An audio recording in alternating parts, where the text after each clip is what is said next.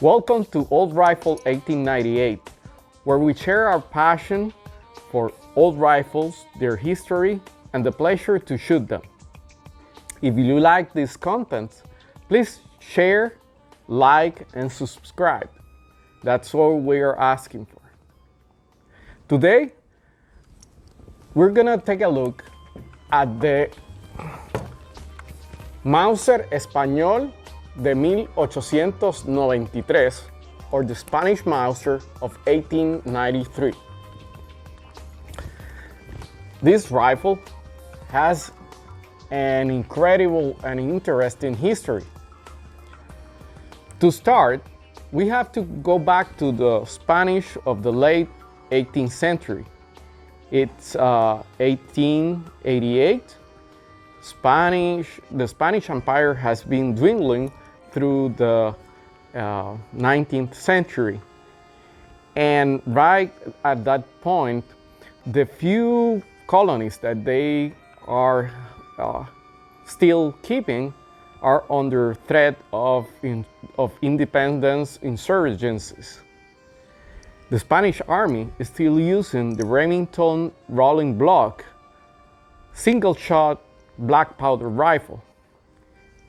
Other nations have shifted from black powder to smokeless powder since it was the new invention in 1886. And they also have repeating rifles instead of one shot. That prompted the Spanish army to look for a replacement for their obsolete rifle. Now, the British had the Lee Metford, which was still a black powder rifle, but it was a repeating one. The French had the Lebel, which was the smokeless powder, a repeating rifle. And the Germans had the Gewehr 88, which was a repeating rifle that was working with smokeless powder, and had a couple of features. It had a 5-round magazine, and it had the strong Mauser action. So the Spaniards contacted the Mauser company. The Mauser company had issued the 1871 rifle for the German Empire, but since then they had no contracts with the German army. They were selling their new stuff to the Belgians and Argentine nation, and also the Turks. Spain made an alliance with Mauser, and they started working together with what they had. At first, Mauser presented the Spaniards with their 1889 rifle, which was very similar to the Gewehr 88 of Germany, but the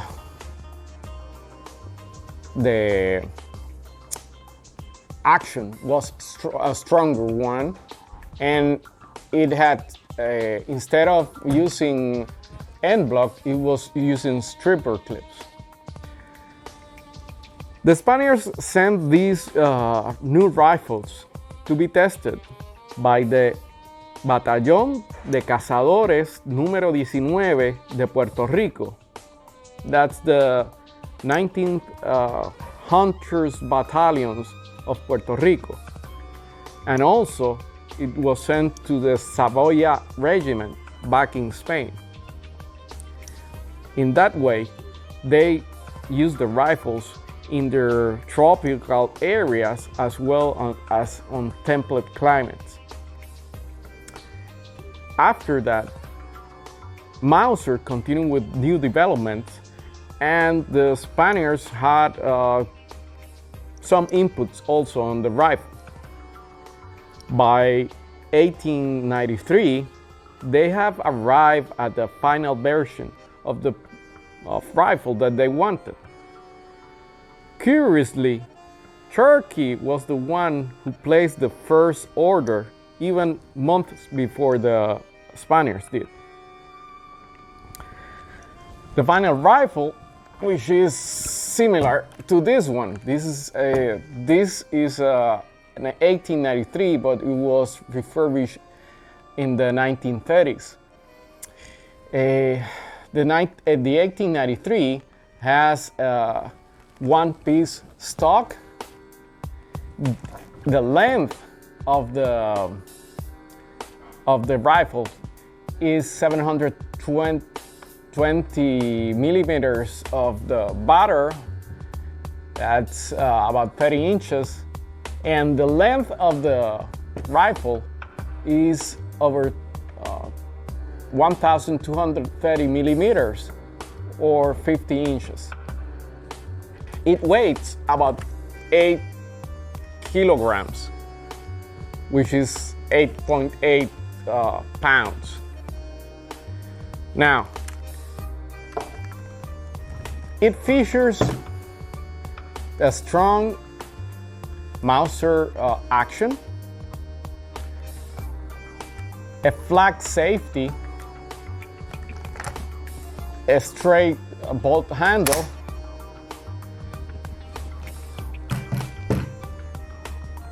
the bolt can be retrieved just by pulling this lever here. Very simple.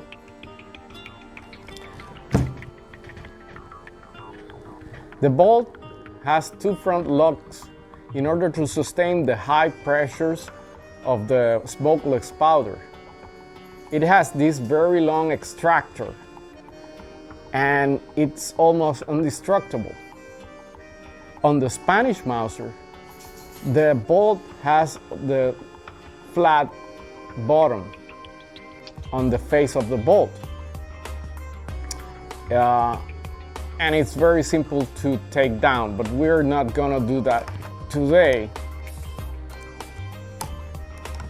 Now,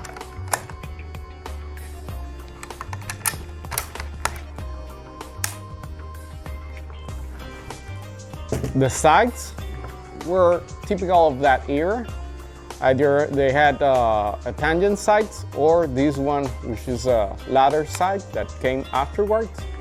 It has a handguard. Not all rifles from that era had handguards. On the front, we have the bayonet lock and a clearing rod, and the bayonet was a long one. Later, it was shortened, and as we can see here, the bayonet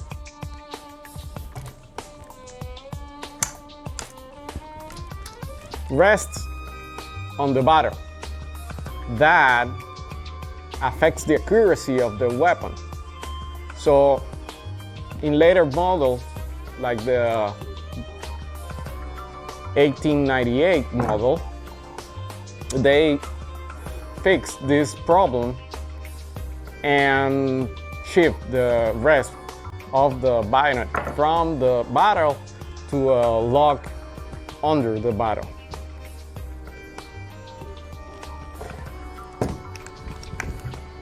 The 89 model also had a semi-pistol grip on the stock, so it still suffered a couple of small changes after the 93 model. The Spaniards chose a smaller caliber than the standard Mauser of the era, which was 7.65 millimeters. They chose a 7 millimeter caliber ammunition. This was delivered in stripper clips, and the firearm used an internal 5-round magazine that was double stacked. And that is a very revolutionary way of arranging the ammunition. The Mauser company was able to eliminate the external magazine. The internal magazine was cheaper to make, less prone to damage, and you had a clear and more smooth silhouette that was easier to carry and manage. It also meant, by loading with stripper clips, that you had a faster rate of fire. The fast and smooth bolt was really superior to anything else at the time of the acquisition of this rifle. The Spanish government was so pleased with the rifle that they gave Paul Mauser the distinction of the Grand Cross of Military Honor. The Spanish Mauser was sold to other nations, as we said, to Turkey, but also to other nations like the Boers in what is now South Africa. There, the General Jordan had a battle cry that said, "We trust God and the Mauser," just to have an idea how effective this rifle was.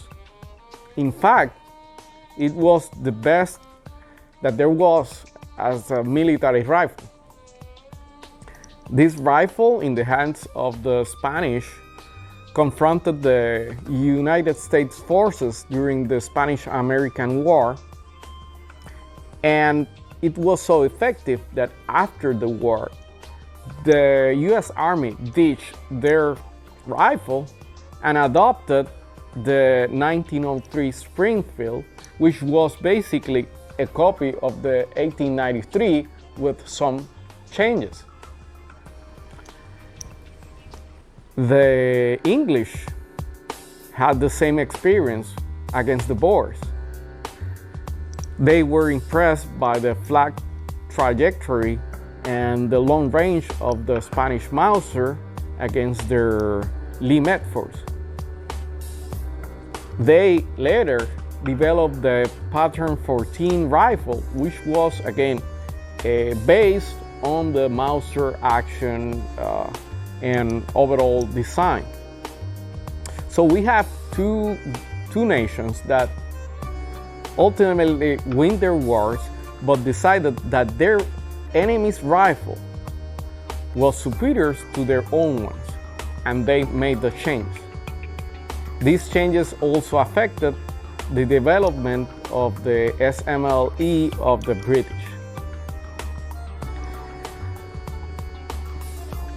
Today, the Mauser company is well and alive. They still produce the 98 model action for the, not military, but for hunting rifles. This action has been used since the dawn of the 20th century. So this action has been used for over 120 years, and from then it has been the standard of what a bolt action should be. Other companies use the 98 action produced by Mauser to complete their rifles. Other companies, they just copy the design as the Remington company of the United States does with their 700 series hunting rifle. I hope that you have enjoyed this presentation. There's a lot of more comparison and different things that we can look at and check out from these old rifles. Very interesting, and how it has affected our way of hunting and fighting and living. Hope to see you soon.